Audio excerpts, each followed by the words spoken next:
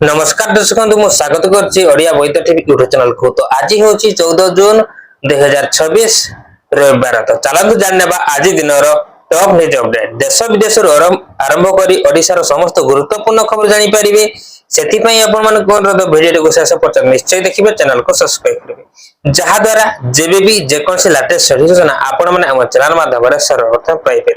तो चलते ना आउ डेरी नक संपूर्ण खबर उपर नजर पकड़ा ता पूर्व समस्त को हापी रज। सूचना मिलू भोकरे शोबेनी। सूचना अनुसार राज्य रे गरीब असहाय को एवं मुंड पिछा 10 केजी चाउल मिल। राज्य सरकार को 2 वर्ष पूर्ति अवसर एभली बड़ भेटी देछन्ती मुख्यमंत्री मोहन चरण माझी। एथिपाई मुख्यमंत्री अन्नपूर्णा योजना शुभारंभ कर दैछि। एही योजना रे राशन कार्डधारी मुंड पिछा 5 केजी बदले 10 केजी चाउल पाइबे। एककालीन 3 मासर चाउल हिताधिकारी को दिया जिवो। राज्यर 1 कोटी अधिक परिवार प्राय 3.28 कोटी लोक यह द्वारा उपकृत हेबे। एथिपाई राज्य सरकार को 8,813 कोटी टंकार अतिरिक्त खर्च भार पड़िबो। आगरु सुभद्रा प्रति घरे पहुंची थिला, एबे अन्नपूर्णा प्रति घरे घरे पहुंचीबो। सारा ओडिशा सुख और समृद्धि रे भरि जिवो बोली कहिसंती मुख्यमंत्री। एबे जा परवर्ती खबर। सूचना मिलुछि ओडिशा छुईला दक्षिण पश्चिम मौसुमी वायु। सूचना अनुसार आज ओडिशा को छुईची दक्षिण पश्चिम मौसुमी वायु उत्तर ओडिशा पटु ओडिशा मध्य को प्रवेश करिछि। बारिपदा और पारादीप को मौसुमी छुईची फल रे एठारे प्रथम असारेय वर्षा होइछि। आसंता 2 रु 3 दिन मध्य आ केंद्रीय अरब सागर महाराष्ट्र रे किछि अंचल सह कर्नाटक, तेलंगाना, आंध्र प्रदेश, पश्चिम बंग और पश्चिम केंद्रीय बंगोपसागर अवशिष्ट अंचल ओडिशा, झारखंड और बिहार आउ केते अंचल समेत छत्तीसगढ़ रे केतेकांश छुईबार संभावना रहितबा भारतीय पाणीपाग विभाग कहिछि। एबे जा परवर्ती खबर। सूचना मिलिछि 6टी विभाग रे 8टी प्रस्ताव को ओडिशा कैबिनेट मंजूरी। सूचना अनुसार मुख्यमंत्री मोहन माझी को अध्यक्षता रे आयोजित राज्य कैबिनेट बैठक रे 6टी विभाग रे पक्ष आगत 8टी गुरुत्वपूर्ण प्रस्ताव को मंजूरी मिलिछि। राज्यर पर्यटन, भित्तिभूमि विकास, राज्य प्रशासन और जल संपद क्षेत्र में यह प्रस्ताव गुड़ी गुरुत्व प्रभाव पकाइबो। कैबिनेट शिल्प विभाग में 2टी गृह और नगर उन्नयन विभाग में 2टी, जल संपद विभाग में 1टी, राजस्व विभाग में 1टी एवं पर्यटन विभाग में 2टी प्रस्ताव अनुमोदित होइछि। पर्यटन क्षेत्र में विकास पई राज्य सरकार पक्षरु प्राय 2000 कोटी टंका व्यय 2टी नूतन योजना रे मंजूरी दिया जाइछि। एथिसह हॉस्पिटल इंफ्रास्ट्रक्चर पई लैंड बैंक गठन करबाक मध्य सरकार निष्पत्ति दैछन्ती, जहां राज्य रे बृहत पर्यटन निवेश को आकर्षित करिवो। एबे जुआ परवर्ती खबर। सूचना मिलछि ओडिशा रे मौसुमी वायु सक्रिय 2 रु 3 भितर आउ किछि अंचल को खेली जिवो पारद 2 रु 3 डिग्री कम पारे। सूचना अनुसार सर्विस को सरप्राइज करि दैछि मौसुमी। पाणीपाग विभाग काली जाय कहउतला मौसुमी पई आहुरी 2 रु 3 दिन अपेक्षा करो। पागरे भी सेमिति परिवर्तन देखा जाउ नथिला। आज आसीगला मौसुमी चिराचरित दक्षिण ओडिशा बाट छाड़ी उत्तर पटु प्रवेश करिछि। एपटे मौसुमी आगमन नै पाणीपाग विभागर विधिबद्ध घोषणा सभी को चकित करिदेला। अवश्य पाग भी बदलिछि। केतक जिल्ला रे भल वर्षा होइछि। आकलन कजाइछि कि सकाळ सुधा आउ किछि जिल्ला को छुईबो मौसुमी। पाणीपाग विभाग मानचित्र जारी देखा जाउछि। मयूरभंज, बालेश्वर, भद्रक, केन्द्रापड़ा रो किछि अंश मौसुमी प्रवेश करिछि। तेबे जगतसिंहपुर सामान्य स्पर्श करिछि। बिहार, पश्चिम बंग और झारखंड रे किछि अंश मध्य छुईछि। आकलन करा जाउछि कि मौसुमी आगो को बढ़िबा को पाग अनुकूल रहिछि। 2 रु 3 दिन भीतर ओडिसा रे आउ किछि अंचल को खेली जीवो मौसुमी वर्षा। एबे जा परवर्ती खबर। सूचना मिलछि टाटा को भारी पड़िला एयर इंडिया किनिबा। सूचना अनुसार टाटा ग्रुप पई एबे बड़ चिंतार कारण साजिछि एयर इंडिया। 2022 मसिया कंपनी को किनिबा दिनठु एपर्यंत एयर इंडिया टाटा ग्रुप को 55,000 कोटी टंकारु अधिक क्षति सहाय्य करबा को बाध्य करिछि। विशेष करी गत वर्ष जून 12 तारिख रे अहमदाबाद रे एयर इंडिया रो एक विमान दुर्घटना ग्रस्त होबा परे गत वर्ष मध्य कंपनी को प्राय $3 बिलियन रेकॉर्ड क्षति होइछि। एही संकट को दृष्टि रखी टाटा ग्रुप एबे एयर इंडिया को तार खर्च काट करबा सह विस्तार योजना को धीमा करबा को निर्देश दैछि। एबे जा परवर्ती खबर। सूचना मिलछि ହାତୀଛଡ଼ା ଦୁର୍ଘଟଣା ଦ୍ରୁତ ଗତିରେ ଆସି ହାୟାକୁ ପଛପଟୁ ପିଟିଲା କାର। ସୂଚନା ଅନୁସାରେ କଳାହାଣ୍ଡି ଜିଲ୍ଲା ଭବାନୀପାଟଣା ବାଇପାସ ରାସ୍ତା ଭୟଙ୍କର ଦୁର୍ଘଟଣା। ବିଳମ୍ବିତ ରାତି ରାସ୍ତାରେ ଠିଆ ହୋଇଥିବା ହାୟାକୁ ପଛକୁ ପିଟିଲା ଦ୍ରୁତଗାମୀ BMW କାର। ମର୍ମନ୍ତୁଦ ସଡ଼କ ଦୁର୍ଘଟଣା ଚାଲିଗଲା 2 ଜଣଙ୍କ ଜୀବନ। ମୃତ୍ୟୁ ହରିୟାଣା ବୋଲି ଜଣାପଡ଼ିଛି। ତେବେ ପରିଚୟ ମିଳିପାରି ନାହିଁ। ଘଟଣାସ୍ଥଳରେ ପୁଲିସ ଓ ଅଗ୍ନିଶମ ଟିମ୍ ପହଞ୍ଚି 2 ଜଣଙ୍କ ମୃତଦେହ ଉଦ୍ଧାର କରି ବ୍ୟବଚ୍ଛେଦ ପାଇଁ ପଠାଇଥିବା ସୂଚନା ମିଳିଛି। ସୂଚନା ଅନୁଯାୟୀ ଗତକାଲି ବିଳମ୍ବିତ ରାତିରେ ଭବାନୀପାଟଣା ବାଇପାସରେ ଏକ ମର୍ମନ୍ତୁଦ ସଡ଼କ ଦୁର୍ଘଟଣା ଘଟିଛି। ପରବର୍ତ୍ତୀ ସୂଚନା ମିଳିଛି ଜନପଥରେ ଜନାଶ୍ରୟ ଭବନରେ ଶିଳାନ୍ୟାସ। ସୂଚନା ଅନୁସାରେ ଭୁବନେଶ୍ୱରକୁ ରାଜ୍ୟର ବିଭିନ୍ନ ସ୍ଥାନରୁ ଆସୁଥିବା ଲୋକଙ୍କ ନିରାପଦ ରହଣି ପାଇଁ ଜନପଥଠାରେ ଏକ 20 ମହଲା ବିଶିଷ୍ଟ ଜନାଶ୍ରୟ ଭବନ ନିର୍ମାଣ ପାଇଁ ମୁଖ୍ୟମନ୍ତ୍ରୀ ଭିତ୍ତିପ୍ରସ୍ତର ରଖିଛନ୍ତି। 874 କୋଟି ଟଙ୍କା ଖର୍ଚ୍ଚରେ ନିର୍ମିତ ହେବାକୁ ଥିବା ଏହି ଭବନରେ 2000 ଲୋକଙ୍କ ପାଇଁ ସମସ୍ତ ସୁବିଧା ସହ ସ୍ୱଳ୍ପ ମୂଲ୍ୟରେ ସ୍ୱଳ୍ପକାଳୀନ ରହଣି ବ୍ୟବସ୍ଥା କରାଯିବ। ଏବେ ଯିବା ପରବର୍ତ୍ତୀ ଖବର। ସୂଚନା ମିଳିଛି 25 ରୁ 28 ପର୍ଯ୍ୟନ୍ତ ହେବ ତୃତୀୟ ଭୁବନେଶ୍ୱର ଫିଲ୍ମ ଫେଷ୍ଟିଭାଲ। ସୂଚନା ଅନୁସାରେ ମୁଖ୍ୟମନ୍ତ୍ରୀ ମୋହନ ଚରଣ ମାଝୀ ଲୋକସଭା ଭବନଠାରେ ଆସନ୍ତା ଜୁନ 25 ରୁ ଜୁନ 28 ପର୍ଯ୍ୟନ୍ତ ଆରମ୍ଭ ହେଉଥିବା ତୃତୀୟ ଭୁବନେଶ୍ୱର ଫିଲ୍ମ ଫେଷ୍ଟିଭାଲ 2024 ଆନୁଷ୍ଠାନିକ କାର୍ଯ୍ୟସୂଚୀ ଉନ୍ମୋଚନ କରିଛନ୍ତି। ଏହି ଅବସରରେ ଫେଷ୍ଟିଭାଲ ଡିରେକ୍ଟର ସଞ୍ଜୟ ପଟ୍ଟନାୟକ ଓ କୋ-ଡିରେକ୍ଟର ସୁକାନ୍ତ ରଥ ଓ ଅଶୋକ ପାଲିତାଙ୍କ ସହ ଆଲୋଚନା ସମୟରେ ମୁଖ୍ୟମନ୍ତ୍ରୀ ଚଳଚ୍ଚିତ୍ର ମହୋତ୍ସବର ପ୍ରଶଂସା କରିଥିଲେ। କେହି କହିଥିଲେ ଯେ ଓଡ଼ିଶାରେ କଳା ଐତିହ୍ୟ ଏବଂ ସିନେମାକୁ ବିଶ୍ୱ ଦରବାରରେ ପହଞ୍ଚାଇବା ପାଇଁ ଆଗାମୀ ବର୍ଷ 2027 ଠାରୁ ଏହି ଭୁବନେଶ୍ୱର ଫିଲ୍ମ ଫେଷ୍ଟିଭାଲକୁ ଆହୁରି ବଡ଼ ଏବଂ ବ୍ୟାପକ ଭାବେ ଆୟୋଜନ କରାଯିବ। ଏବେ ପରବର୍ତ୍ତୀ ସୂଚନା ମିଳିଛି ଏନଟିଏର ଡିଜିଙ୍କ ସହ ନିଟ୍ ପୁନଃ ପରୀକ୍ଷା ପ୍ରସ୍ତୁତି ସମୀକ୍ଷା କଲେ କ୍ୟାବିନେଟ ସଚିବ। ସୂଚନା ଅନୁସାରେ କ୍ୟାବିନେଟ ସଚିବ ଡକ୍ଟର ଟିଭି ସୋମନାଥ ଜାତୀୟ ପରୀକ୍ଷା ଏଜେନ୍ସି ଏନଟିଏର ମହାନିର୍ଦ୍ଦେଶକଙ୍କ ସହ ଏକ ବୈଠକରେ ନିଟ୍ ପୁନଃ ପରୀକ୍ଷା ଆୟୋଜନ ପାଇଁ ପ୍ରସ୍ତୁତି ସମୀକ୍ଷା କରିଛନ୍ତି।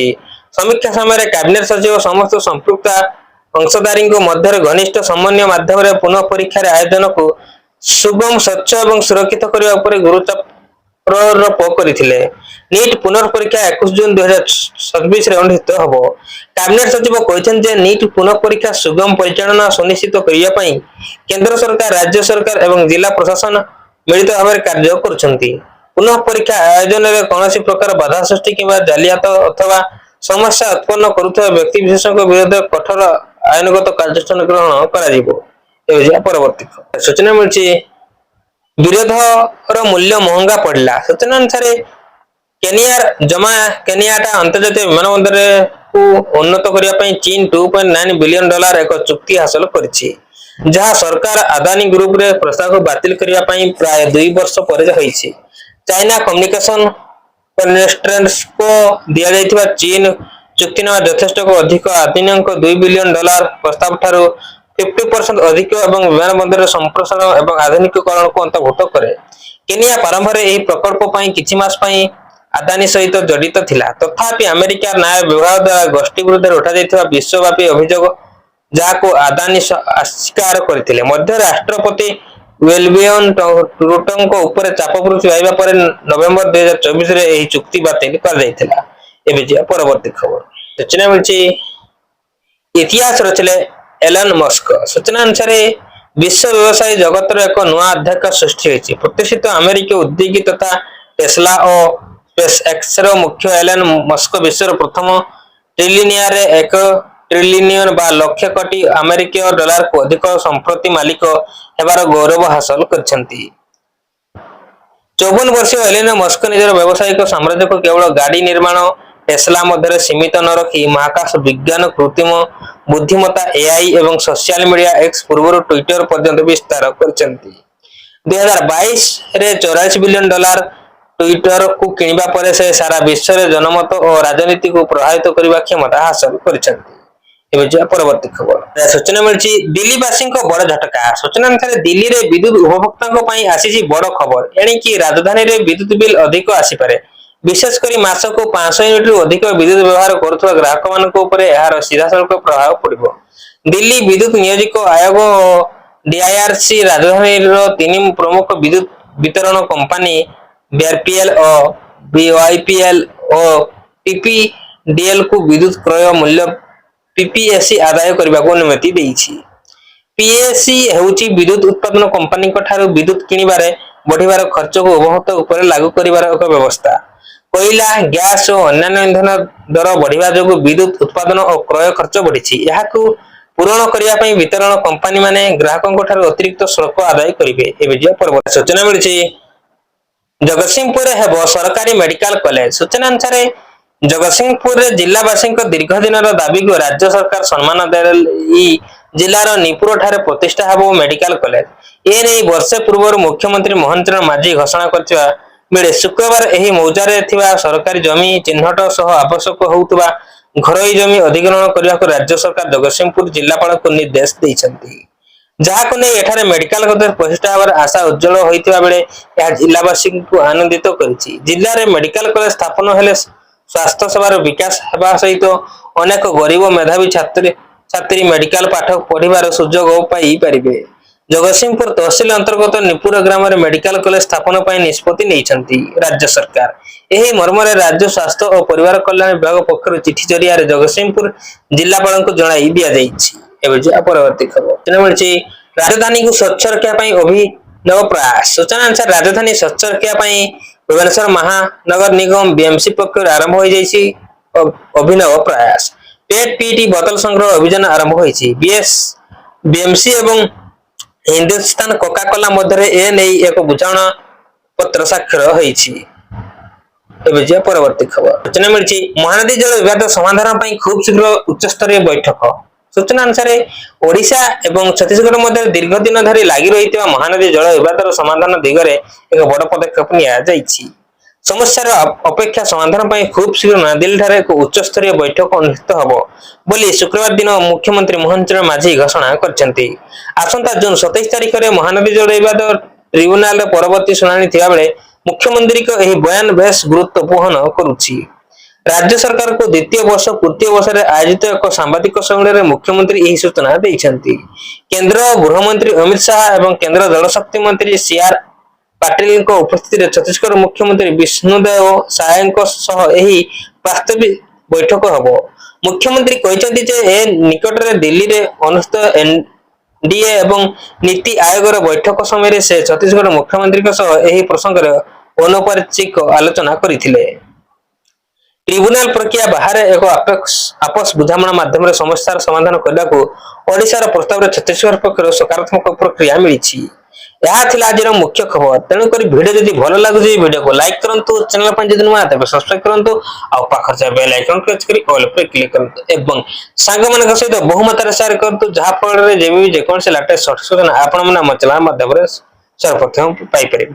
रहउची जय जगन्नाथ, जय मां लक्ष्मी, हैप्पी रज। आ समस्त को अनुरोध करछि वीडियो को लाइक करंतु, चैनल को सब्सक्राइब करंतु। आपणकर